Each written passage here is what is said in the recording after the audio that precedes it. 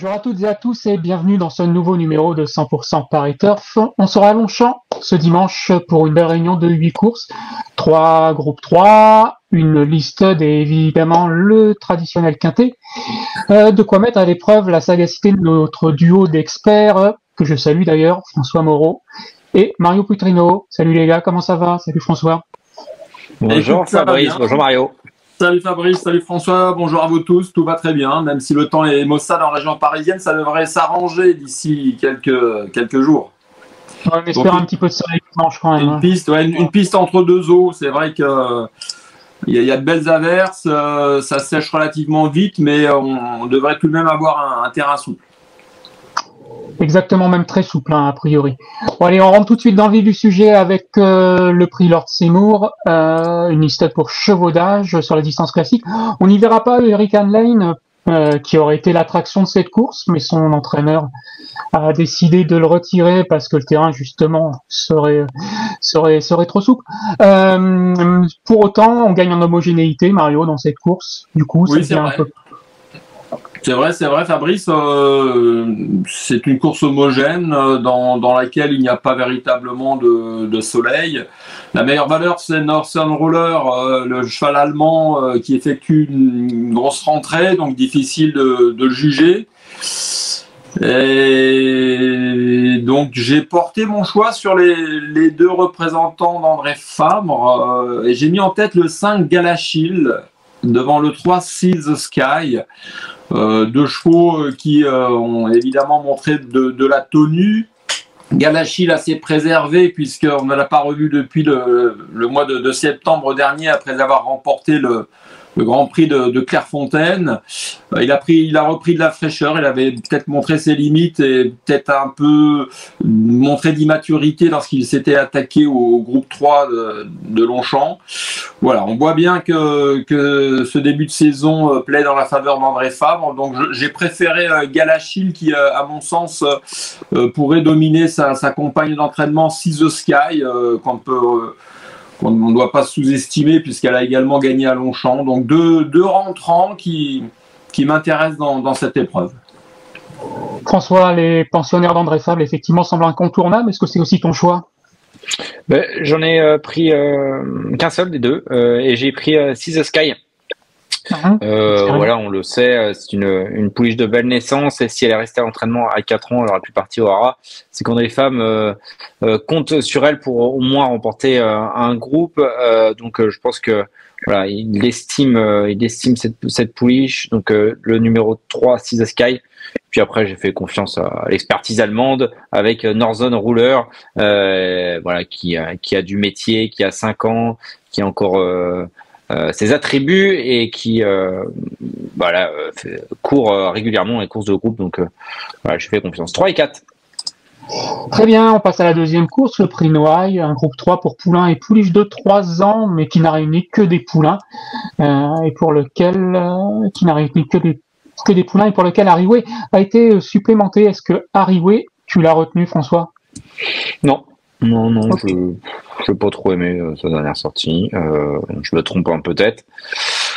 Mario me contredira certainement ou pas, je ne sais pas, on va voir. Mais moi, j'ai préféré Flight Leader, qui avait débuté dans le prix de Fontenoy. Voilà.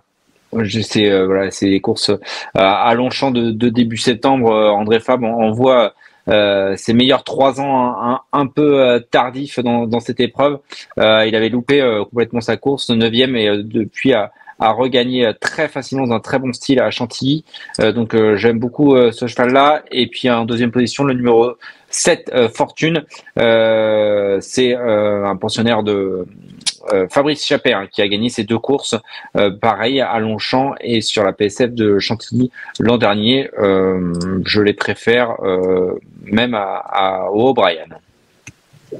Mario. Et écoutez, évidemment, on va faire plus ample connaissance avec ces 3 ans. Hein. Ils ont montré tous de la qualité, certes, mais la hiérarchie va commencer à s'opérer. Donc là, voilà, on peut pas non plus avoir la prétention de pouvoir détacher un poulain plus que l'autre. Je suis d'accord avec toi, François, puisque Flight Leader, c'est vrai que il a tout de suite remis les pendules à l'heure après ses débuts manqués, on va dire, et l'impression était là. Il a vraiment dominé très très sûrement l'opposition.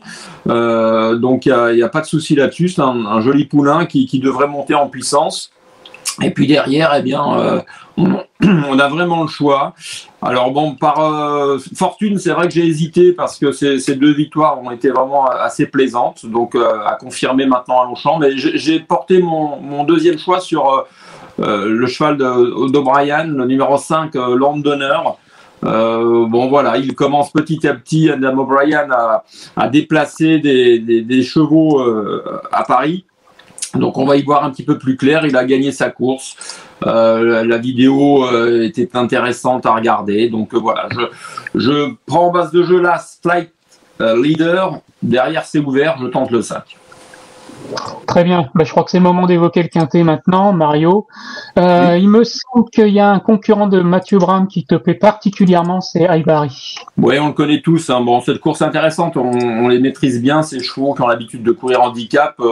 Bon, je pense qu'il devrait y avoir pas mal d'argent sur Aibari. C'est vraiment un favori logique. On se rappelle tout simplement qu'il avait terminé 3e de cette épreuve l'an passé et on se souvient qu'il avait vraiment enclenché très tardivement. Et lorsqu'il avait enclenché, il avait fini vite à la 3e place.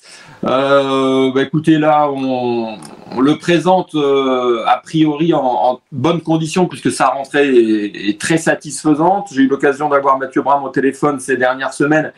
Il m'a dit que le cheval était en bonne forme. Bon, alors là, il se présente avec 57,5 sur le torchon. Michael Barzalone à corde 5, terrain à sa convenance. S'il ne gagne pas, il ne devrait pas finir plus loin que 2e. Hein, je ne vais pas trop m'avancer, mais c'est vraiment le penalty du quintet.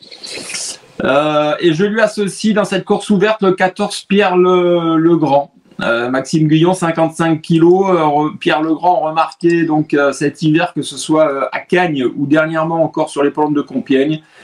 C'est une bête à quinter, je pense. Donc, s'il ne gagne pas non plus, Pierre Legrand, il devrait faire parler de lui tout au long de la saison dans cette catégorie. François. Je suis désolé pour Mario, mais je crois qu'il sera 2e, Aibari, le numéro 10. Battu par Battu par Bougainvilliers. Ouais, alors ça, il fallait être dessus la dernière fois. Parce que la dernière fois, c'est là où il fallait être dessus. Dimanche, ça va être un peu plus difficile, François. Alors, Là, t'as un train de retard. Hein. Tu l'avais pas repéré celui avant la dernière fois. Hein. Bon, alors, le numéro 15 dans les boîtes, ça me dérange pas trop parce que c'est un attentiste. Hein, mais Bougainvilliers, c'est la note sur toutes ses courses, quoi. À un moment, ça va bien gagner. Je fais confiance à Olivier Pellier, hein, qui n'a pas son pareil pour voilà, mettre son nez sur le poteau. Ça me dérange pas. Le terrain un peu souple, il a déjà fait. En début de carrière, peut-être que j'ai un train de retard, hein, mais je vois gagner. Et puis Aibari, pour tout ce qu'a dit Mario, il l'a dit très bien et je vais pas répéter. Allez, on attaque avec la 4e course maintenant, le prix de Fontainebleau, groupe 3 pour 3 ans. Il y aura pas Victoria Road, le gagnant de la Breeders' Cup German Turf, qui s'est accidenté sur le bateau alors qu'il faisait le trajet pour la France. François, ça rebat un peu les cartes. Oui, alors je sais pas s'il aurait été favori, mais en tout cas c'était une première chance. Moi j'aime beaucoup le numéro 3 Rajapour. C'est le cheval de poule d'essai de Jean-Claude Rouget pour moi. Il a débuté dans le crève-cœur. C'est lui qui lui a offert sa 7e victoire en France. Après, il a gagné sa classe 2. Il lui a remis une 3e course, contrairement à beaucoup de ses pensionnaires où il reste à 2 ans sur 2 courses. Maintenant, il a été lui faire gagner sa listed à Deauville. Alors certes, je trouve que les pensionnaires de Jean-Claude Rouget ont besoin d'une course dans les préparatoires comme ça. Mais celui-là, je crois que c'est vraiment un tout bon, et je pense qu'il va gagner cette course et puis après il va gagner la poule. Et je oppose Magnatique, Les bruits sont assez favorables sur ce pensionnaire d'André Fabre, qui lui sera avantagé par l'assouplissement des pistes en digne fils d'un télo, invaincu en 2 courses à 2 ans, premier groupe. Voilà, c'est tous forcément c'est que des tests pour des concurrents comme ça, mais je pense que là on a 2 bons poulains, 3 et 6. Mario, Rajapour aussi. Ouais, non, dans l'autre sens, Rajapour, c'est vrai que c'est un très bon poulain, c'est un de mes espoirs parmi les 3 ans cette année. C'est une rentrée, mais j'adore aussi Magnatique. Il m'a beaucoup impressionné lors de ces 2 victoires en 2 tentatives. Et c'est vrai que François mettait l'accent sur le fait que les chevaux Jean-Claude Rouget, certains avaient besoin d'une course avant d'atteindre leur niveau. Enfin, de toute façon, il ne sera pas à 100%, Rajapour évidemment. Mais les chevaux d'André Fabre, eux, sont d'ores et déjà prêts manifestement. Donc c'est plus un choix stratégique qu'autre chose. Donc Magnatique, je le soupçonne d'être suffisamment prêt pour gagner cette course. Rajapour, c'est l'un des meilleurs espoirs chez Rouget. On a American Flag qui a également fait impression à Saint-Cloud l'autre jour. C'est l'entraînement de Yann Barbero. C'est une très belle course. Ils ne sont que 6, donc il va falloir trouver les bonnes bases et les mettre dans le bon ordre. Donc, on fera un aller-retour entre Rajapour et Magnatique. Apparemment, avec François, on est raccord. Donc, ce seront nos 2 bases. Après les poulains, les pouliches avec le prix de la grotte et une gagnante de groupe 1 au départ, Blue Rosen qui va faire sa rentrée. Mais c'est pas pour autant une épreuve très simple à déchiffrer. Oui, c'est vrai qu'à l'image des poulains, nous avons affaire à un très bon lot. Bon, maintenant, on a tout de même affaire au départ la meilleure 2 ans. Lauréate du prix Marcel Boussac, donc c'est tout de même impressionnant ce qu'elle avait réalisé l'année dernière. On se doit évidemment de la mettre en tête, même si ce sera une question de préparation physique et que l'objectif ne sera pas celui de dimanche.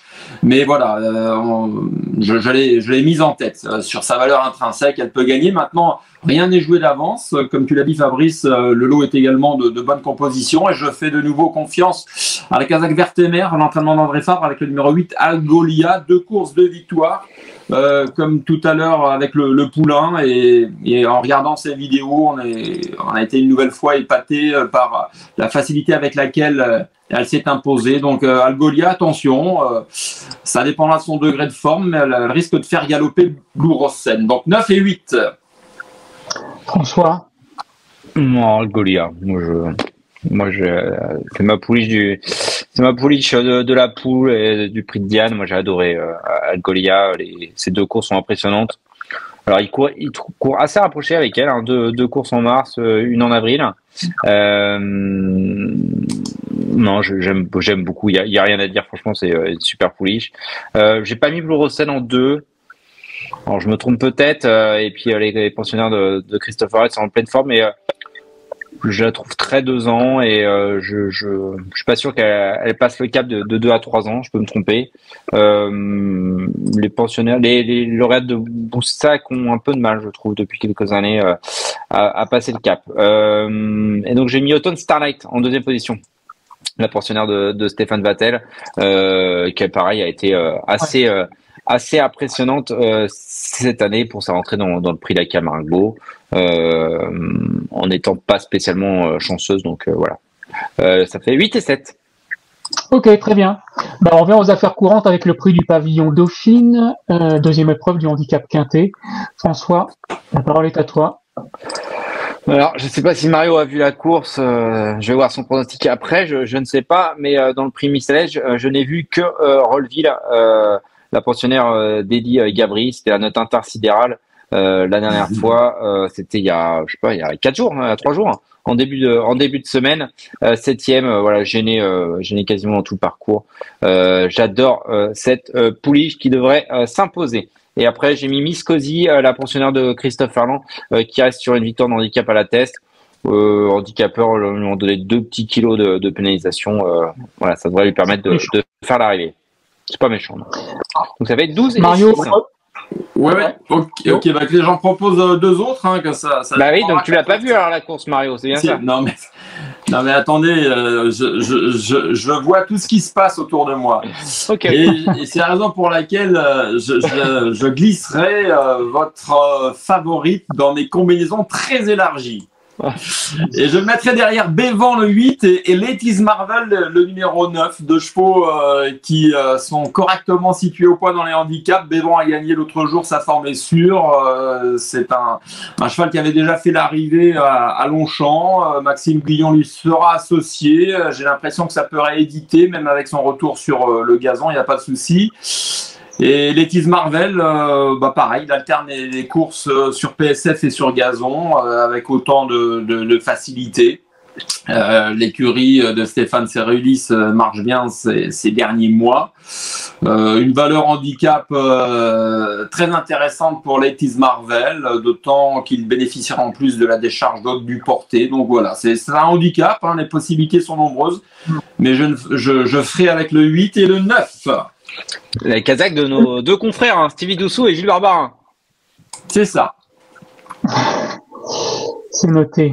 On passe sur la moyenne piste pour les deux dernières courses de la Réunion et on attaque d'abord avec le prix du Bois de Boulogne, la première épreuve d'un handicap pour 3 ans sur 2100 mètres. Mario, plusieurs concurrents vont découvrir les handicaps, ce n'est jamais simple dans ces cas-là. Ouais, il peut y avoir quelques révélations, c'est vrai, donc il faut faire des choix. Je suis tout de même resté sur une référence cantilienne, certes c'est sur la PSF, c'était la course du numéro 7, Kovanov. Kazakh Vertemer qui peut faire feu de tout bois dimanche. L'entraîneur Carlos Lafon Parias, une deuxième place dans un handicap, donc je le répète, disputé sur la PSF, mais c'est un poulain tout neuf qui a donc démontré qu'en valeur 36 il était susceptible d'en gagner un.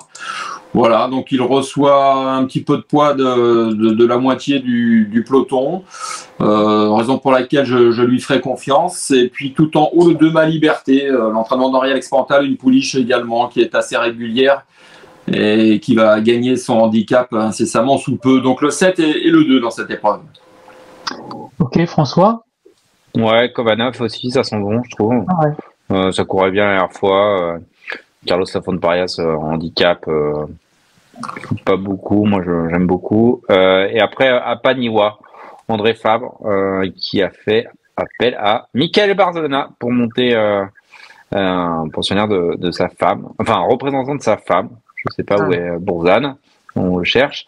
Voilà, 7 et 5.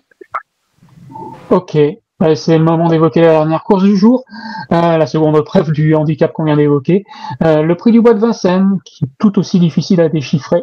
François, on va pas te demander le couplet ordre, juste le couplet gagnant. Ouais. J'ai mis Las, Al Sedim Zoé, qui a bien couru au Mans la dernière fois. C'était sur un terrain très souple, donc ça m'arrange bien. Elle a couru 3e en terminant dans une plaisante action, pas très loin de la 2e place. Voilà, avec la décharge de son apprenti Arthur Vilchien, ça peut le faire. C'est vrai que c'est compliqué comme course. Et après, le numéro 5, Can Whaler, pareil. Christophe Soumillon, je pense qu'il avait d'autres choix. C'est un Lafon Parias qui reste sur 3 échecs sur 19 PSF. Là, le retour gazon, peut-être que ça, je sais pas. Voilà, je sens un petit truc. Il a fait appel à Christophe Soumillon, c'est pas anodin, je pense. 1 et 5. C'est d'accord. L'agent de Christophe, Hervé Nagard, s'entend bien avec Carlos Lafon Parias, on peut peut-être y voir un signe. J'ai mis en 2e position, je vais parler de mon favori, c'est le 8, Ginchis Voyage. Un poulain entraîné par Mathieu Bram. Alors vous voyez, c'est peut-être la journée à la fois d'un Kazakh Vertemer et peut-être de l'entraîneur Mathieu Bram, c'est tout ce que je leur souhaite. En tout cas, leurs chevaux font partie de mes sélections et c'est vrai que c'est un handicap difficile, hein, un handicap pour les 3 ans. Ça peut partir dans tous les sens, mais en tout cas, ce poulain que j'ai retenu en tête n'a pas si mal couru que cela lors de ses 2 dernières tentatives, notamment en terrain très souple à Bordeaux, c'était pas mal du tout. Chantilly sur PSF 7e, bon, correct sans plus, mais là, on a Mikel Barzalona à 55,5 kg dans une course ouverte, j'aime beaucoup, et puis donc, je le répète, le cheval monté par Christophe Soumillon, qui n'a pas si mal couru quand il est 9e l'autre jour, on a attendu derrière, on est venu, un poulain encore immature, découverte dans les handicaps, c'est peut-être un cheval à suivre dans cette catégorie dès dimanche. Donc le 8 et le 5 pour conclure. Ok, c'est l'heure du coup sûr, le moment pour vous de détacher un cheval parmi les 16 que vous avez cités. Mario, quel sera ton préféré? Okay, j'aime bien tenter dans les handicaps, hein, parce que même les places sont généralement belles, et donc j'aurais dit le 310, c'est Aïbari, le cheval de Mathieu Bram, qui me semble très bien engagé. Donc voilà, ça reste évidemment un handicap, mais si la course se déroule normalement, je serais déçu de ne pas le voir finir dans les 3 premiers. Et j'espère que c'est son jour depuis le temps qu'on en parle pour la victoire quintée, donc j'espère que ce sera son jour. François, Mario vient de choisir un handicap, tu peux pas faire autrement que d'en prendre un autre? Ben, bien sûr, il élève le niveau, Mario, en tentant des trucs. Moi, je vais passer au 612 Rollville. Voilà, j'ai beaucoup aimé sa dernière sortie, beaucoup plus que Marion en tout cas. Et même si ça court rapproché, je pense qu'elle a quasiment pas couru la dernière fois. Elle peut gagner. 612 Rollville. Eh bien, merci messieurs pour vos indications et vos conseils. La semaine prochaine, on se retrouvera du côté d'Auteuil pour une réunion d'obstacles évidemment. D'ici là, faites de bons jeux et portez-vous bien. À bientôt, salut. Ciao, ciao. Bonjour à tous. Merci à vous d'avoir suivi cette vidéo. Alors pour vous abonner à notre chaîne YouTube, c'est ici. Et pour suivre encore plus de vidéos Paris Turf, c'est de ce côté.